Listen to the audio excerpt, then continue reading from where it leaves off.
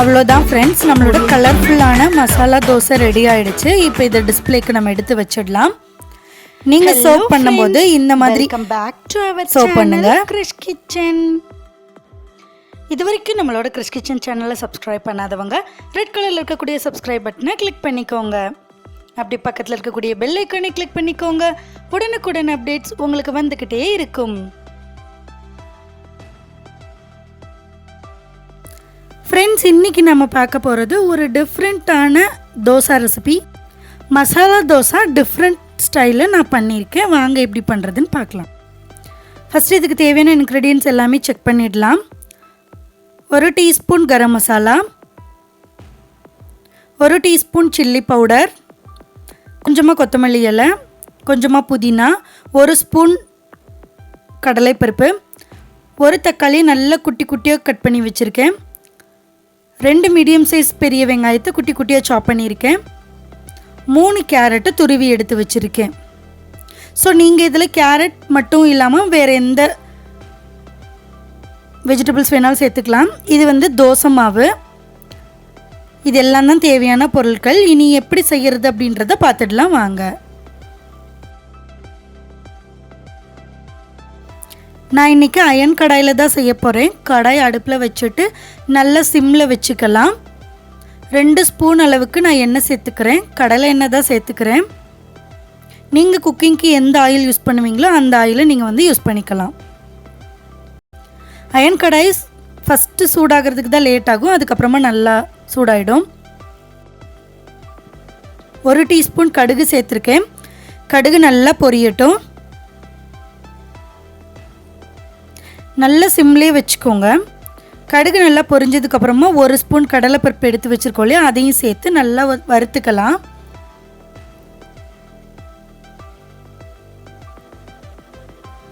நீங்கள் இதில் உளுத்தம்பருப்பு கூட சேர்த்துக்கலாம். உளுந்தம்பருப்பு சேர்க்கிறதா இருந்தால் 1 டீஸ்பூன் உளுந்தம்பருப்பு, 1 டீஸ்பூன் ஜீரகம் கூட சேர்த்துக்கோங்க. இப்போ நல்லா குட்டி குட்டியாக சாப் பண்ணி எடுத்து வச்சுருக்கிற வெங்காயம் சேர்த்துக்கலாம். நான் இது சாப்பரில் சாப் பண்ணிவிட்டு அதனால ரொம்ப பொடுசாக இருக்குது. நீங்கள் கையிலேயே இந்த மாதிரி பொடி பொடியாக நறுக்க முடிஞ்சுன்னா அந்த மாதிரி நறுக்கிக்கோங்க. ரொம்ப ஃபைனாக சாப் பண்ணும்போது இன்னும் ஒரு அடிஷ்னல் டேஸ்ட் கொடுக்கும். இப்போ இந்த வெங்காயம் வதங்கிறதுக்கு தேவையான அளவு உப்பு மட்டும் சேர்த்துக்கலாம். நம்ம ஏற்கனவே மாவில் உப்பு சேர்த்துருப்போம்.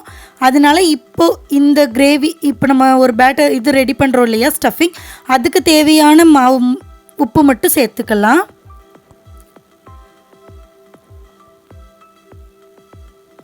இப்போ நான் ஒரு 5 கருவேப்பிலை மட்டும் எடுத்து நல்லா குட்டி குட்டியாக கட் பண்ணி சிசரில் கட் பண்ணி போடுறேன். இப்படி குட்டி குட்டியாக கட் பண்ணி போடும்போது அதோட ஃப்ளேவர் நல்லா ஸ்ட்ராங்காக இறங்கும். இது உங்களுக்கு ஒரு டிப்ஸ் மாதிரி.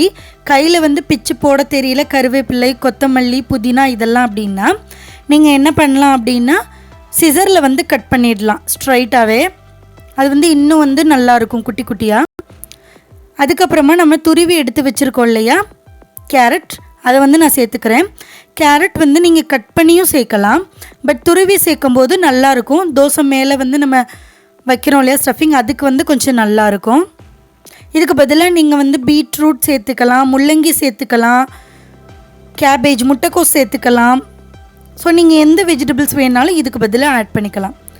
அதுக்கப்புறமா நான் கொத்தமல்லி இலைகள், புதினா, இது ரெண்டையுமே நான் சிசரில் தான் கட் பண்ணேன். அதையும் நான் இதில் சேர்த்துக்கிறேன்.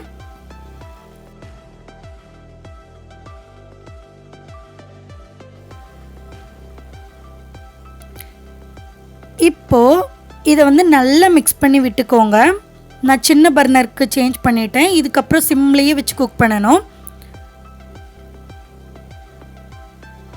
இப்போ இதை நல்லா மிக்ஸ் பண்ணதுக்கப்புறமா 1 பிஞ்ச் அளவுக்கு பெருங்காயத்தூள், அதுக்கப்புறமா நம்ம எடுத்து வச்சுருக்கிற ஒரு teaspoon garam masala, 1 teaspoon chilli powder. நான் சில்லி பவுடர் 1 டீஸ்பூன் மட்டும்தான் சேர்க்குறேன், குழந்தை சாப்பிடணுன்றதுனால. நீங்கள் வேணும்னா உங்கள் காரத்துக்கு தகுந்த மாதிரி நீங்கள் சில்லி பவுடர் சேர்த்துக்கலாம். இல்லை பெரியவங்க சாப்பிட்றீங்க அப்படின்னா சில்லி பவுடருக்கு பதிலாக பச்சை மிளகாயை குட்டி குட்டியாக நறுக்கி இதில் சேர்த்துக்கலாம். அதுவும் ஒரு நல்ல டேஸ்ட் கொடுக்கும். இப்போ இதை நல்லா மிக்ஸ் பண்ணிவிட்டு நம்ம குட்டி குட்டியாக சாப் பண்ணி எடுத்து வச்சுருக்கேன் சாப்பரில் அந்த தக்காளியை வந்து சேர்த்துக்கிறேன். நீங்கள் வந்து பொடி பொடியாக நறுக்கி சேர்த்துக்கலாம். அப்படி இல்லைன்னா மிக்ஸி ஜாரில் போட்டு நல்லா அடித்து கூட சேர்த்துக்கலாம்.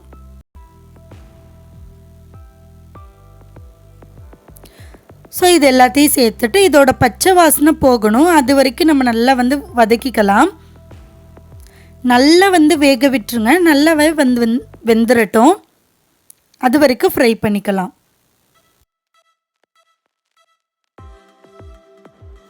இப்போ ஸ்டஃபிங் நல்லா வெந்துருச்சு. இப்போ ஃப்ளேம் ஆஃப் பண்ணிவிட்டு இதை நல்லா கூல் பண்ணிக்கலாம் கொஞ்சம்.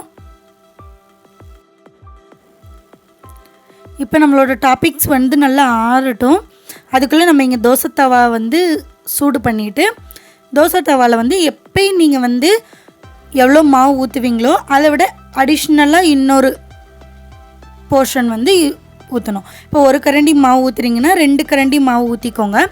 ஏன்னா மேலே வந்து டாப்பிங்ஸ் மாதிரி நம்ம இதை வைக்க போகிறோம். டாப்பிங்ஸ் வைக்கிறதுக்காக அடியில் வந்து கொஞ்சம் கனமாக இருந்தால் மட்டும்தான் வந்து தோசை வந்து நம்மளுக்கு பிஞ்சு போகாமல் வரும். ஸோ இதுக்கான ஒரு டிப் என்ன அப்படின்னு பார்த்தீங்கன்னா, தோசை மாவு வந்து ஃபஸ்ட்டு ஒரு லேயர் ஊற்றிட்டு செகண்ட் ஒரு லேயர் ஊற்றிடலாம். நீங்கள் ஊற்றிட்டு இந்த மாதிரி நம்ம ஏற்கனவே ரெடி பண்ணி வச்சுருக்கோம் இல்லையா, அதை வந்து மேலே தூவி விட்டுட்டு நல்லா வந்து அமுக்கி விட்டுறலாம்.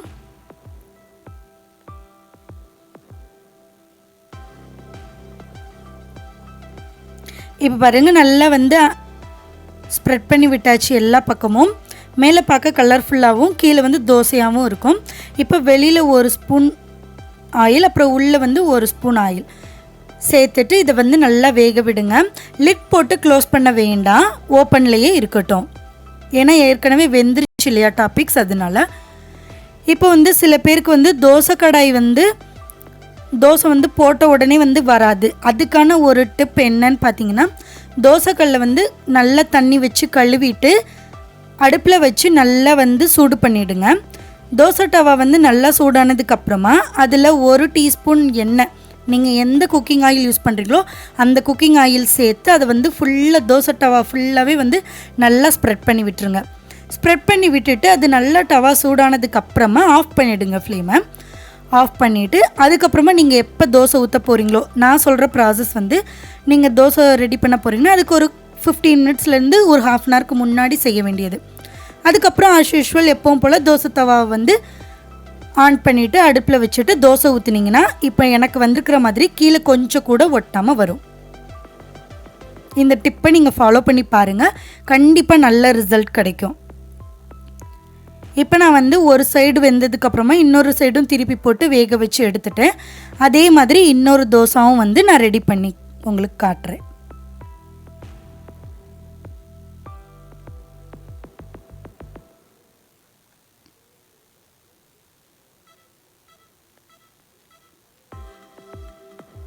ஸோ ஃப்ளேமை வந்து ரொம்ப சிம்மிலே வச்சுக்கோங்க, அப்போ தான் வந்து அடியில் இருக்கிற கீழே இருக்கிற தோசை வந்து கருகாமல் வரும். பார்த்தீங்களா, இதே கலர்லேயே வந்து மெயின்டைன் ஆகும். நீங்கள் வந்து ஹை ஃப்ளேமில் வச்சுட்டிங்கன்னா கீழே உள்ள தோசை வந்து ஈஸியாக கழுகிடும் சீக்கிரமாக. அப்புறம் வந்து நமக்கு வந்து ரொம்ப மொறுமொறுன்னு ஆன மாதிரி ஆகிடும். இது வந்து கொஞ்சம் ஊத்தாப்பம் கன்சிஸ்டன்சியில் நமக்கு இருக்கணும். அவ்வளோதான், நம்மளோட மசாலா தோசை ரெடி ஆகிடுச்சு.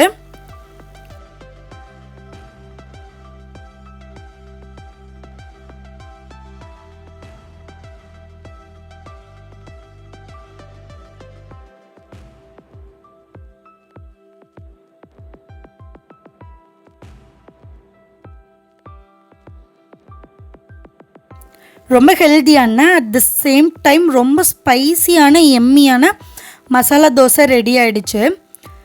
நீங்கள் வந்து மார்னிங் பிரேக்ஃபாஸ்ட்டுக்கு இதை கொடுக்கும்போது அவ்வளோ ஒரு ஃபில்லிங்காக இருக்கும். நீங்கள் 2 தோசை சாப்பிட்டாலே போதும். ஸோ குழந்தைங்களுக்கு கண்டிப்பாக செஞ்சு கொடுங்க. அவங்க ஒரே ஒரு தோசை சாப்பிட்டா கூட போதும். இதில் வந்து ஃபுல் அண்ட் ஃபுல் 100% ஹெல்தி தான் இதில் இருக்குது. இப்போ நான் தோசை பிச்சு காட்டுறே பாருங்கள்.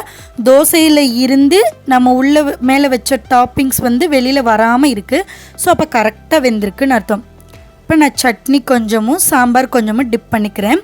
இதுக்கு ஆப்டான சைட் டிஷ்ஷுன்னு பார்த்திங்கன்னா தேங்காய் சட்னி. அதுக்கப்புறமா நான் வந்து இன்றைக்கி உருளைக்கிழங்கு சாம்பார் வச்சுருக்கேன். ஸோ ரொம்ப ரொம்ப எம்மியாக இருந்துச்சு ரியலி. கண்டிப்பாக உங்கள் வீட்டில் ட்ரை பண்ணி பாருங்கள். இந்த வீடியோ உங்கள் எல்லாருக்கும் பிடிச்சிருந்ததுன்னா மறக்காமல் லைக் பண்ணுங்கள், கமெண்ட் பண்ணுங்கள், ஃப்ரெண்ட்ஸ் அண்ட் சர்க்கிளுக்கு ஷேர் பண்ண மறந்துடாதீங்க. நெக்ஸ்ட் ஒரு இன்ட்ரெஸ்டிங்கான வீடியோவோட உங்கள் எல்லாரையும் மீட் பண்ணுறேன். அது வரைக்கும் பாய், தேங்க்யூ.